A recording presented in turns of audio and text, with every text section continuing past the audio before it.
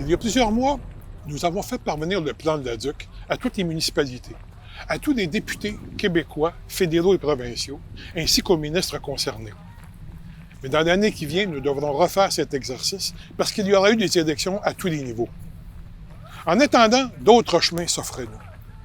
Nous avons contacté Rosa Galvez, sénatrice canadienne, qui siège aussi à Parlaméricas, qui est une institution composée de 35 législations nationales d'Amérique du Nord, centrale, du Sud et des Caraïbes. Elle est présidente du réseau parlementaire sur le changement climatique de Parlaméricas. Rosa Galvez a pris connaissance de notre travail et du plan de l'Aduc, qui fera partie de ses prochaines discussions avec ses collègues du réseau parlementaire de Parlaméricas. L'une des prémices du plan d'Aduc est de mentionner que les mesures à mettre en place en termes de politique nationale et internationale sont tellement immenses que face à l'ampleur de la crise climatique, que seul le pouvoir des États, dans le peu de temps qui nous reste, peut accomplir cette tâche. Parlez-nous de l'importance du fait que les citoyens doivent maintenant s'adresser, débarquer dans leur sphère politique le plus urgemment possible. La COVID nous a démontré que dans des cas d'urgence globale, les seuls qui sont en position de pouvoir nous sortir de la crise sont les États.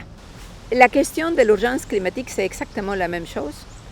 Ce n'est pas les corporations, si on attend à que les énergies fossiles disent d'eux-mêmes « je m'arrête », ça n'arrivera jamais. Donc c'est encore l'État.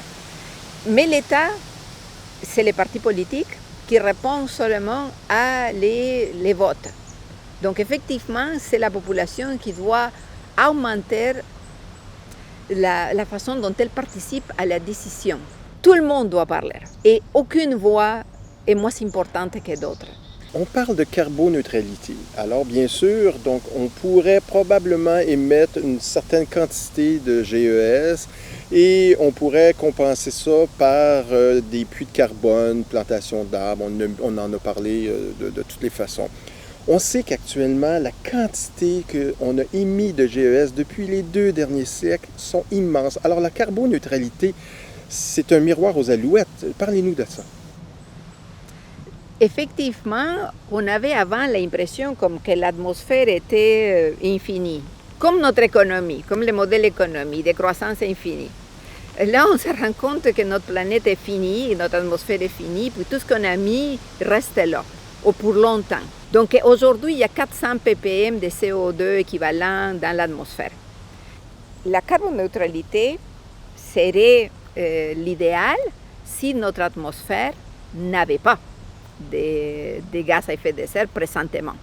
Et que ça aurait été comme on l'avait avant l'époque industrielle, qu'on était à 200 ppm.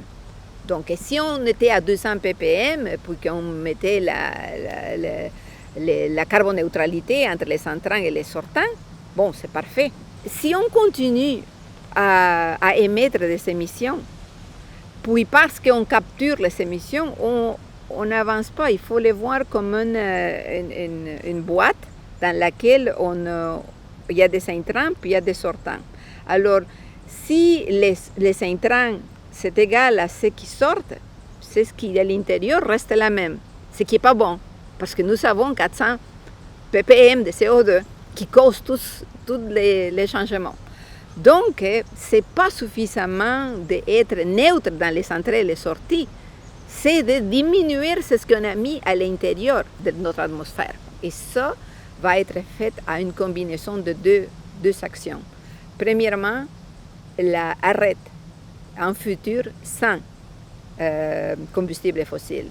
Sans combustible fossile. C'est la condition de base.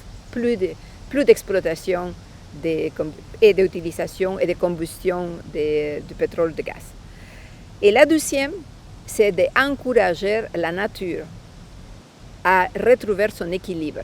On parle de zéro émission nette pour 2050. Zéro émission nette pour 2050, est-ce qu'on peut qualifier ça comme une cible plus économique que scientifique? Vous savez, c'est une question très légitime. On veut faire faire en sorte que notre système économique reste tel quel. Et tant que ce modèle-là ne changera pas, tant que cette vision, cette approche de modèle à croissance infinie n'est pas revue, on n'aura pas les arguments pour venir et dire que notre action climatique doit passer par un changement dans notre modèle économique. Le PIB, le produit interne brut, n'est pas un indicateur de la prospérité des populations.